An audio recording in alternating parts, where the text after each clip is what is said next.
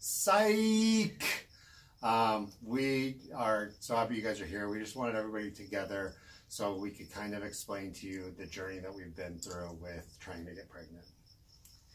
Most of you guys know that we've been trying to get pregnant for a very long time, and I've just been failing miserably. So we finally went to the doctor to get tested. Everything came back normal, so they gave us a treatment plan. And this was back in October. So on October 19th, we started our first IUI. Basically what an IUI is intrauterine insemination.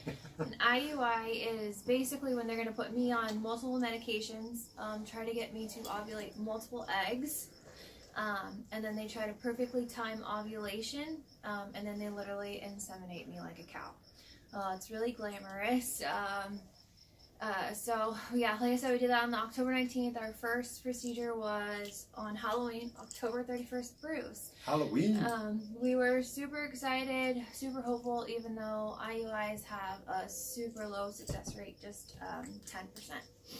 So we did that. Unfortunately, we found out on, alright, bye Bruce, on November 15th that our first IUI didn't work. No, get away from that.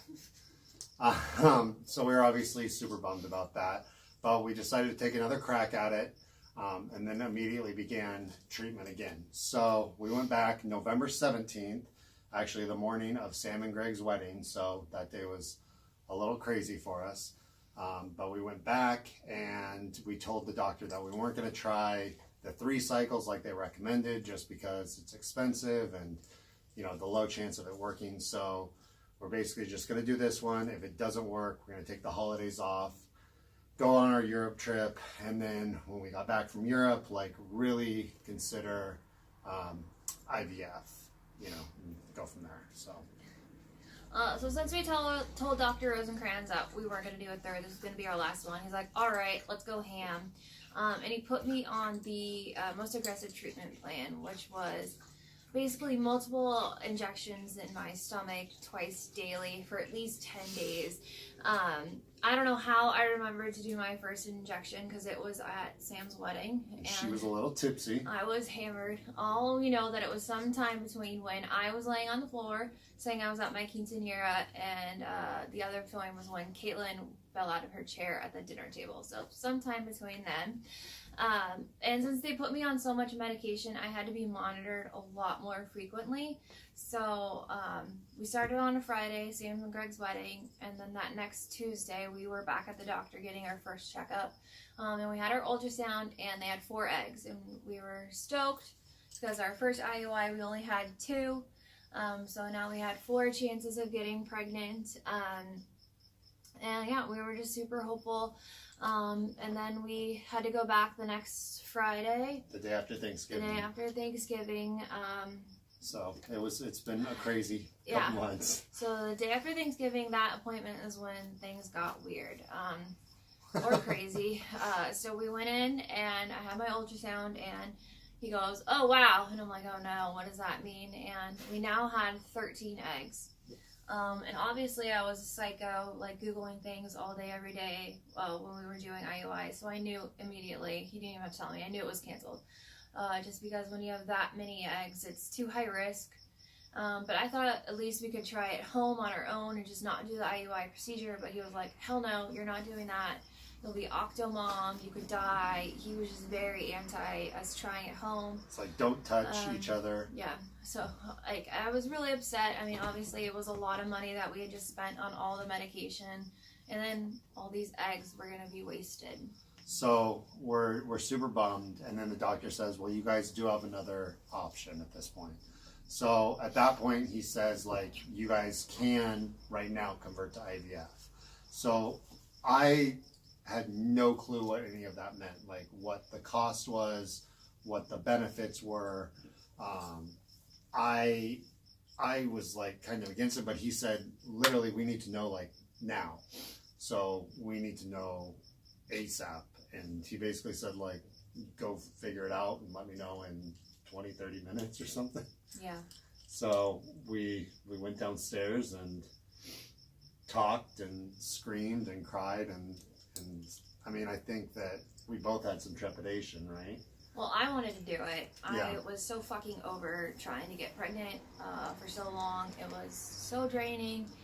I basically had to do everything, and Dana just had to do absolutely nothing. I had to take my temperature every morning at the same time. I was put on a weird diet to try to keep me warm. I couldn't eat anything that was cold. I couldn't drink anything that was cold. I couldn't have any dairy, any caffeine, anything that had garlic, anything that was spicy. Basically anything that brought me joy in my life, I had to cut it out. I had to do ovulation kits and monitors and pee on sticks like 20 times out of the month. And God, what else did we have to do? Acupuncture, which was very expensive. Socks in the middle of summer. Yeah, socks and Ugg boots in August. It was just, I was over it. So I was like, F it, let's do it. I don't want to do this anymore. So she was like, I'm ready to convert. I personally was on the other end of the spectrum where I was like, well, Sarah's responded really well to the meds. I don't think that we're at the point of IVF yet. And I've heard so many horror stories about how much it costs. And, I think that Sarah was scared that if it didn't work, then, I think we were both scared. Like, if this doesn't work, what other options are there? I really was under the impression, like, let's just try this one more time. But so we go downstairs, we're basically talking it over. We're like downstairs at Kaiser, both crying, like walking around. We don't know what we're doing. After like 20 minutes, we decide, okay, let's go up, let's ask a couple more questions. And so I think that actually really helped. We went up, we talked to Dr. Rosenkrantz, and he basically said, like, I gotta be honest, guys, like, IUIs are kind of a waste of time. You have to do them before we refer you to IVF. Waste of money. Or it's a waste of money, right? The chances are only 10%. He's like, you guys probably aren't going to get pregnant with IUI, and you're going to end up having to go IVF anyways. And the fact that you guys already have most of the medications through Kaiser, because of the fertility center that they send you to, you can't get the medication through Kaiser, so you have to pay full price for the drugs and everything. He's like, it's actually going to save you a couple grand. And so he really convinced us he convinced me. Sarah was already convinced. But he basically, like, from that point, we just said, let's go for it. Yeah. Apparently, all I have to tell Dana is that'll save a couple grand. I'm a banker. What do you want me to say? And it convinced him to switch. And just like that, we were doing IVF. We went right over, literally across the street. We walked over there. We got assigned more drugs. We had to get those not overnight. They came like that night. Because I had to start more drugs that night. I was like, we had to go like sign a bunch of paperwork and basically if we get divorced, who gets the embryos, crazy stuff. But it all happened so fast. But I mean, obviously it's terrifying. It's thousands and thousands of dollars. It's really stressful. I mean, it's physically taxing. I'm injecting myself with copious amounts of hormones daily. I have a surgery. It's just a lot, and I just didn't want to talk to anyone about it, really. So that's why we decided not to tell anyone about this. It was just easier for us to keep it between ourselves without having everybody ask about it every day. How are you doing? How are you feeling? I just didn't want to deal with that. So we decided we're not going to tell anyone. But we decided, okay, we're going to take videos so we can eventually share. So we wanted to show you guys our journey, and so that's what the next couple of videos are, and hopefully you guys enjoy it. Thanks for being here. We love you.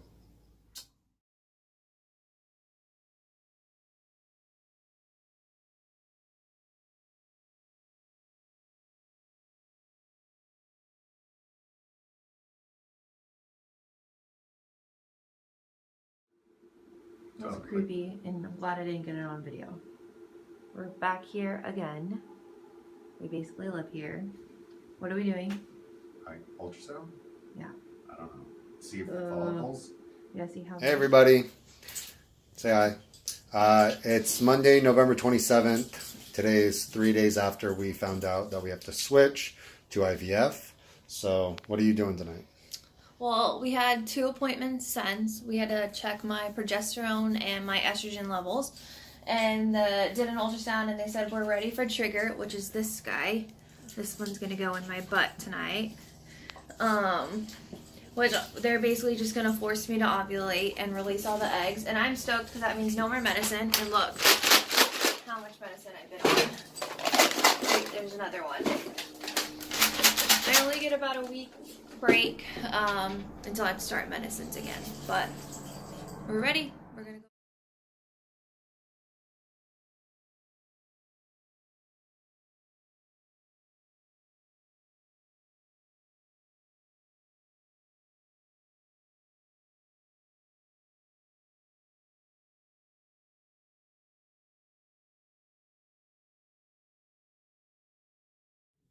Hi, Sarah. It's Dr. Rosencrantz calling.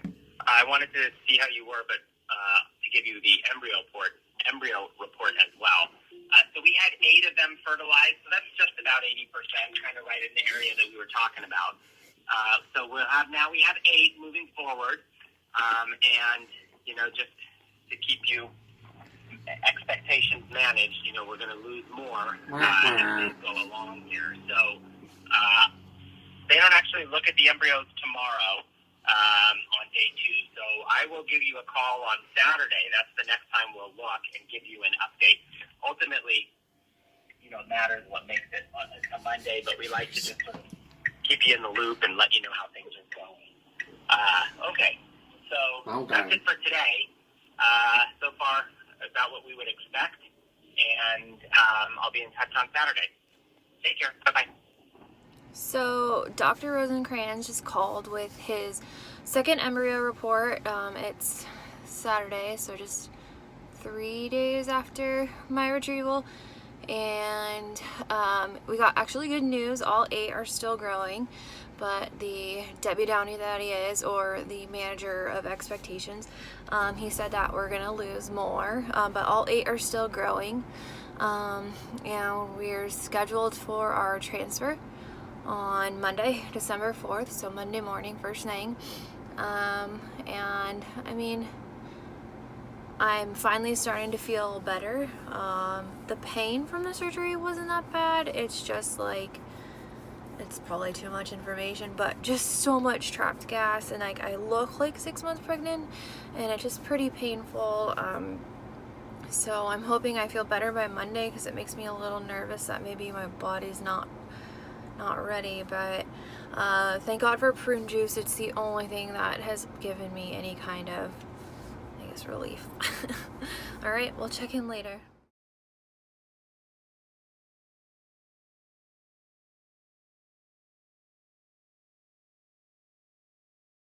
So we just had our transfer today, and everything went really well. We transferred these 2. The big ones. That one and that one. 2 embryos. And I'm now on bed rest for 2 days. And I'm her slave for 2 days. But also I just get to kind of hang out in bed. Pretty great. And I can't even shower, so that kind of And no sucks. dogs on your tummy. Be very careful with Bruce. He's so cuddly. But yeah, that's it. Now we just wait until December 13th, and we'll see if it works. It's a long 9 days, but fingers crossed. Yay! Don't Mr. Grumbles. Grumbles. So we hope you guys got an idea of what our IVF journey was like. Yeah. Week and a half of it. And we're really sorry that we had to keep it a secret for so long, but secrets seem to be a good thing for us. Yeah, it's our thing. Yeah. We got married in secret, and now we got... Yeah, there's no doubting that one. There's babies in there! You guys want to be big brothers? Cal, come here! He's probably like, no, I don't want baby. Okay, so we're super happy we can finally tell everybody. Hey! We are pregnant. We're really happy. Unfortunately, we transferred 2 embryos. We lost one along the way. But we have one very healthy baby growing inside her tummy. And we are expecting August 22nd, 2018. So we're just really happy, and we're happy that you guys are here to share this with us, and can't tell you guys how excited we are. So. Whoop, whoop. Norm, why are you in the video? Okay, Very strong. 160, 170. Nice. That's our baby.